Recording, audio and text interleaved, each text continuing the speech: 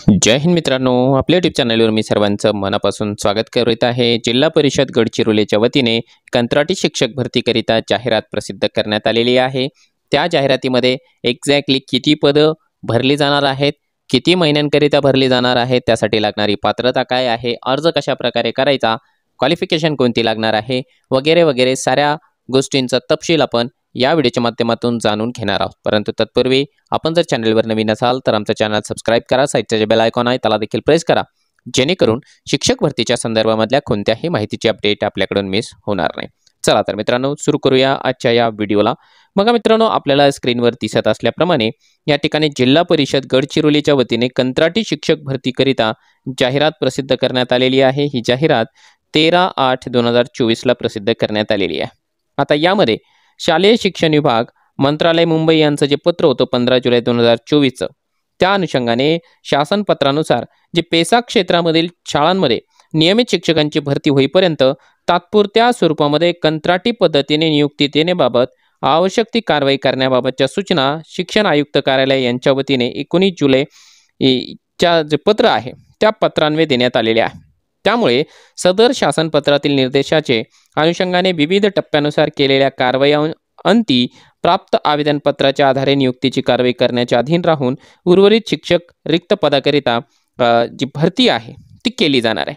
त्यासाठी लागणारे नियुक्तीकरिता आवश्यक असलेले शैक्षणिक व्यावसायिक अर्हता, अटी, शर्ती तसेच इतर दस्तऐवजासंबंधामध्ये खाली काही महत्त्वाची माहिती देण्यात आलेली आहे। मित्रांनो, पवित्र पोर्टल मार्फत तसेच पोर्टलच्या व्यतिरिक्त देखील शिक्षक अभियोग्यता बुद्धिमत्ता चाचणीच्या मार्फत पेसा क्षेत्रामधली जी भरती आहे ती सुरू होती, परंतु अनफॉर्च्युनेटली त्यावरती सुप्रीम कोर्टामध्ये एक न्यायप्रविष्ट प्रकरण आल्यामुळे सध्या ती भरती जी आहे ती डिले होताना आपल्याला दिसत आहे। परंतु शाळेमध्ये होणाऱ्या विद्यार्थ्यांचं नुकसान लक्षात घेता शासनाने निर्णय घेतलेला आहे की जोपर्यंत सुप्रीम कोर्टाचा निर्णय लागत नाही तोपर्यंत तात्पुरत्या स्वरूपामध्ये कंत्राटी शिक्षकांची भरती करून घ्यावी, जेणेकरून शाळेमधल्या विद्यार्थ्यांचं होणारं शैक्षणिक नुकसान टाळता येईल।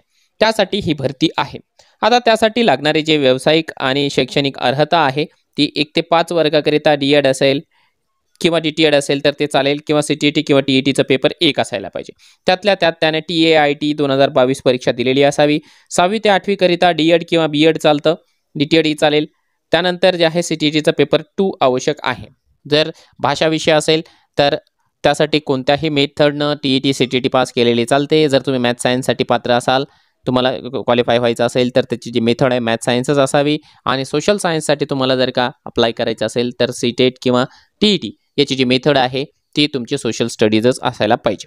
ही एक जनरल गोष्ट आहे। टिप म्हणून दिलेली आहे की शिक्षक अभियोग्यता बुद्धिमत्ता चाचणी टेट उत्तीर्ण उमेदवार पुरेशा प्रमाणावरती उपलब्ध न झाल्यास जी अट आहे ती शिथिल केली जाईल। म्हणजे अगोदर जे आहे टी.आय.टीच्या उमेदवारांना संधी दिली जाईल, आणि तरी देखील पदं जर का शिल्लक राहिले तर मग टी.आय.टी न देणाऱ्या उमेदवारांना देखील कदाचित संधी मिळू शकते। त्यामुळे इथे टिप म्हणून त्यांनी या ठिकाणी दिलेला आहे। आता जी पात्रता आहे त्यामध्ये त्यांनी काय सांगितले की टप्पा क्रमांक 1 सेवानिवृत्त शिक्षकांची कंत्राटी पदावरची नियुक्ती आहे, आणि टप्पा क्रमांक 2 मध्ये 2022 मधील अर्हताधारक उमेदवारांची कंत्राटी पदावर नियुक्ती होणार आहे।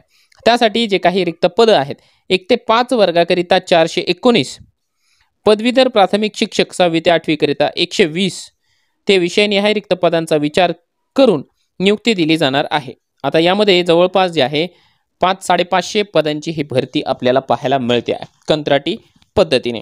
आता यासाठी जी लागणारी वयोमर्यादा आहे त्या वयोमर्यादेमध्ये त्यांनी असं सांगितलेलं आहे की जाहिरातीमध्ये नमूद करण्याकरिता जाहिरात प्रसिद्धीचे दिनांकास उमेदवाराचं वय किमान 18 आणि कमीत कमी जास्तीत जास्त 40 वर्षापेक्षा जास्त नसावे।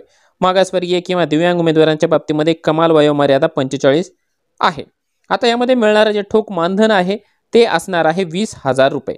म्हणजे विचार करा, चांगली गोष्ट आहे। शिक्षण सेवकाचं जे मानधन आहे 16,000, त्यापेक्षाही 4,000 मानधन या ठिकाणी जास्त मिळणार आहे।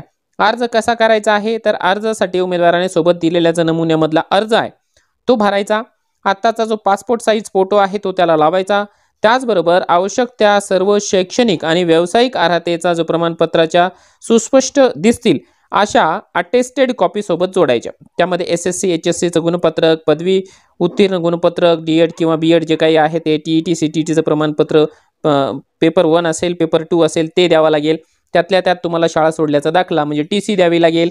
त्यानंतर स्थानिक अनुसूचित जमातीचा उमेदवार असल्यास पेसा क्षेत्रातील रहिवासी प्रमाणपत्र सोबत जोडायचं आहे। जे उमेदवार पेसामध्ये आहे त्यांच्यासाठी, जे पेसामध्ये नाहीये त्यांच्यासाठी याची जी आहे आवश्यकता नाही।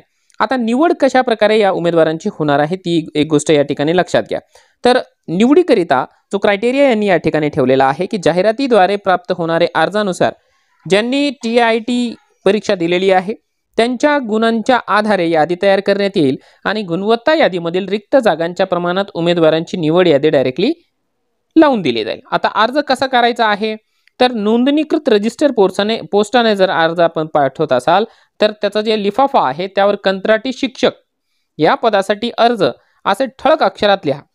पोस्टाने पाठवलेले अर्ज शिक्षणाधिकारी प्राथमिक जिल्हा परिषद गडचिरोली यांच्या नावाने 27/8/2024 रोजी सायंकाळी 6:15 वाजेपर्यंत किंवा तत्पूर्वी मिळतील अशा बेताने पाठवायचे।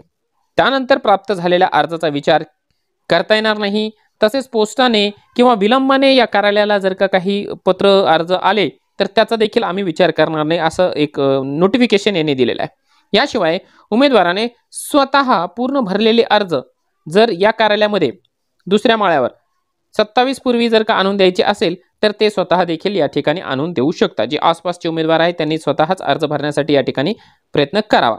आता कोणते अर्ज या ठिकाणी नाकारले जातील तर नाकारले जाणारे जे अर्ज आहे त्यामध्ये ज्याची पात्रता नाही आहे, त्यानंतर मजकूर अपूर्ण आहे, त्यानंतर जे आहे अटेस्टेड कॉपीज वगैरे आपण व्यवस्थित जोडलेली नाही आहे किंवा मुदतीच्या नंतर फॉर्म आला तर त्यातल्या त्यात नियम अटी आणि शर्ती काय आहे। सदर जाहिरात पेसा क्षेत्रातील रिक्त पदावर नियुक्ती करायची असल्याने स्थानिक अनुसूचित जमातीच्या उमेदवारांना प्राधान्याने नियुक्ती देण्यात येईल। म्हणजे अगोदर जे आहे ST पेसाच्या उमेदवारांची नियुक्ती होईल त्यानंतर इतरांना मिळेल। त्यातल्या त्यात जे आहे ही जी नियुक्ती आहे ती पेसा क्षेत्रातील शाळांवर केली जाईल। त्यानंतर नियुक्ती आदेश प्राप्त होतात तात्काळ नियुक्ती शाळेवर हजर व्हावं लागेल। तुम्हाला प्रतिमाह मानधन मिळणार आहे 20,000, पगार नाही। त्याबाबत जे आहे शिक्षणाधिकारी जो जिल्हा परिषद गडचिरोली आहे यांच्यासोबत करारनामा करावा लागणार आहे। त्यातल्या त्यात बंधन किंवा हमीपत्र नियुक्तीच्या कालावधीमध्ये करार पद्धतीने शिक्षक पदाचे विहित काम पूर्ण करण्याची जबाबदारी आपल्यावरती राहणार आहे। तसा करार आपल्याला करून द्यावा लागणार आहे। वरील सेवा देण्यास वैद्यकीय दृष्ट्या सक्षम असल्याबाबत जे फिटनेस सर्टिफिकेट आहे ते तुम्हाला द्यावं लागेल। त्यातल्या त्यात सदर कंत्राटी तत्वावरील नियुक्ती दरम्यान कोणती आकस्मिक घटना घडल्यास कोणत्या प्रकारचे अनुकंपा लाभ वगैरे मिळणार नाही। त्यानंतर बंधन हमीपत्र नियुक्तीच्या कालावधीमध्ये कोणत्याही प्रकारचे गैरवर्तन घडल्यास तुम्हाला जे आहे कोणती पूर्वसूचना न देता नियुक्ती रद्द केली जाईल। आणि शेवटचा मुद्दा त्यांनी सांगितलं सदर आदेशाद्वारे नियुक्त उमेदवारांना मुख्याध्यापक पदाचा अतिरिक्त प्रभार तसेच आर्थिक प्रशासकीय अधिकार देय राहणार नाही। सदर उमेदवारांना केवळ अध्यापनाचे काम करता येईल, म्हणजे याच्या अध्यापनाव्यतिरिक्त कोणती जबाबदारी यांच्यावर नसणार आहे।